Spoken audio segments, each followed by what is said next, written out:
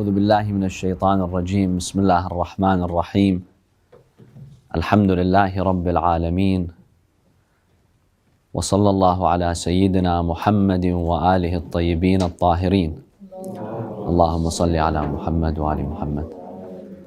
My respected brothers and sisters, Assalamu alaikum wa rahmatullahi wa barakatuh. I would like to welcome you to this course on the Islamic belief system, or what we call aqa'id in Arabic.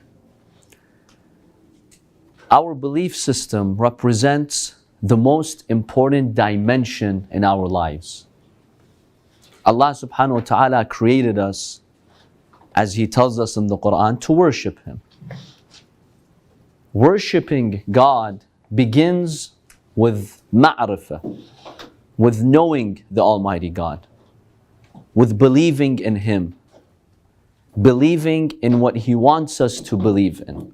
Therefore, the most important aspect in our lives is our belief system.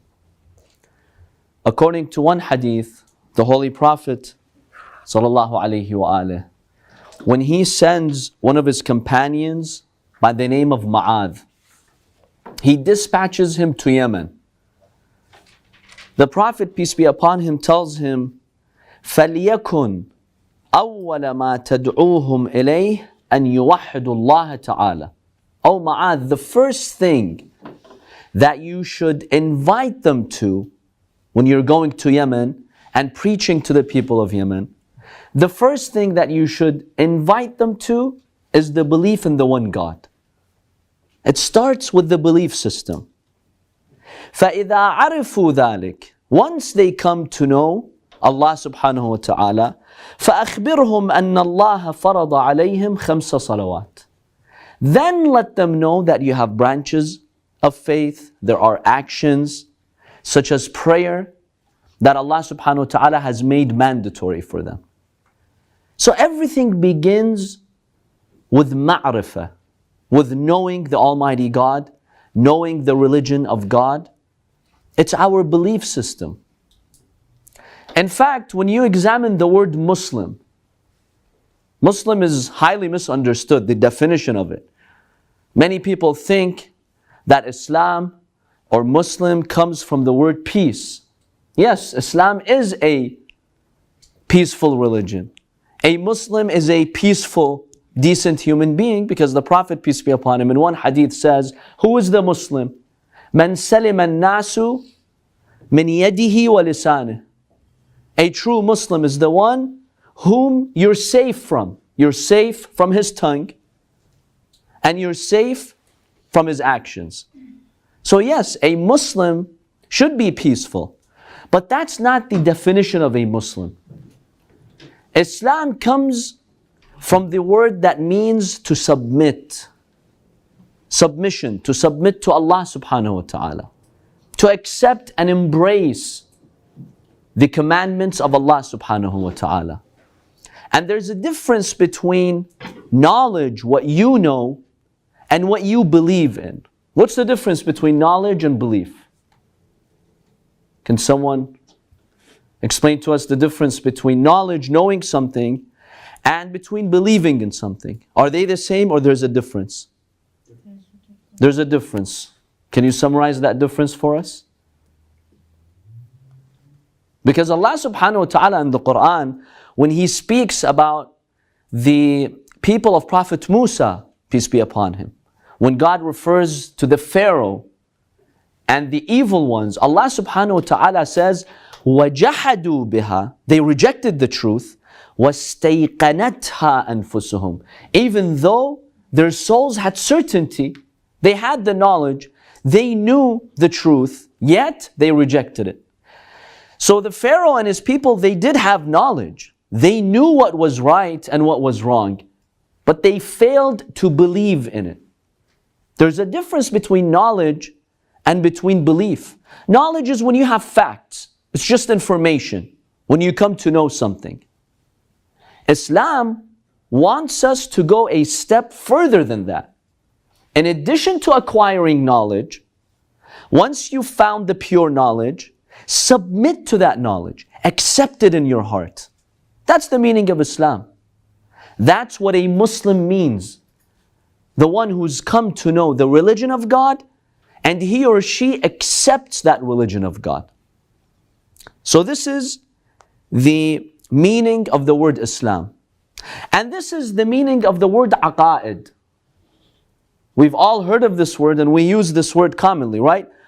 Aqa'id in Arabic, is it singular or plural? What kind of word is it? It's plural. What is the singular form of it? Aqidah. Aqidah, from what root word is it derived? Aqid or uqda. And what does aqid means? Or what does uqda mean? To bind. To bind or to knot. Uqda is a knot. Now can you guess, what does aqa'id and the belief system have to do with a knot? With binding something? What does it have to do with it? Why is the Islamic belief system in Arabic called aqa'id? The knots. I don't know, just guessing. Maybe because it's the foundation of the religion and you actions are going to be based on it, so...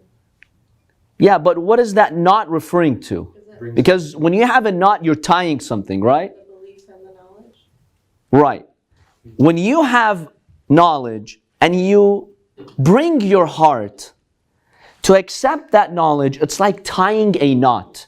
You take your heart around a belief system and you tie your heart around it. This is figurative, of course, it's symbolic. That's the meaning of aqa'id. When you've allowed your heart to embrace something like a knot, and you've seen the knot, right? It's pretty tough, it's pretty hard, it's pretty strong. You want to untie a knot, it's pretty difficult. So that's the meaning of the word aqa'id in the Arabic language. These knots that we have, that we take our heart, we wrap it around these beliefs to make them firm beliefs. It's not just facts that you know. Facts that you know, they can come and go. But the aqa'id, the belief system is fixed and it stays. And that's really the definition of a true Muslim. The one who submits to God, and submission comes at very different levels. You have the submission of someone who just, at least in theory, accepts that there is one God only, and that Prophet Muhammad sallallahu alaihi wasallam is the messenger of God. And then you have the submission of who? Of someone like Prophet Ibrahim alayhi salam, in which the Quran describes to us his submission, how he and his son Ismail submitted themselves to Allah subhanahu wa ta'ala. And he instructed his sons not to die except as Muslims. Muslims who embrace the religion of God. And that is exactly why you'll find the religion of God, since the day of Prophet Adam until this day, is called what? It's called Islam. Every religion of God is called Islam. Because God wants the human being to submit to His laws and commands. Yes, you have what is called the Sharia, the code of conduct, the legal details, the rituals. These differ from one religion to another. So the Sharia of Prophet Musa alayhi salam is called what? Judaism. The Sharia of Prophet Isa alayhi salam we can call Christianity. However, all of these religions are Islam, because Islam represents that path that brings you to submit to Allah subhanahu wa ta'ala. So the most important aspect of our life is our belief system. Therefore, it's incumbent on us to pursue our beliefs, investigate what our beliefs are, and to develop the proper beliefs. The first thing that God will question us in the grave is what? We have many hadiths from Sunnis, from Shias, that state the first thing God will ask you in your grave is about your belief system. Who's your Lord? What's your book? What's your faith? Who's your prophet?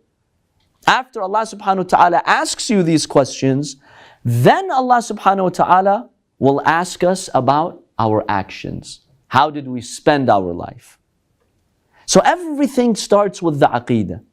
And hence you find the verses of the Holy Quran, when Allah is addressing the human beings and commanding them to do good, Allah subhanahu wa ta'ala always states, Ya ayyuhalladhina amanu wa amilu salihat. Those who believe and offer good deeds. Good deeds are always preceded by beliefs, because beliefs form the foundation.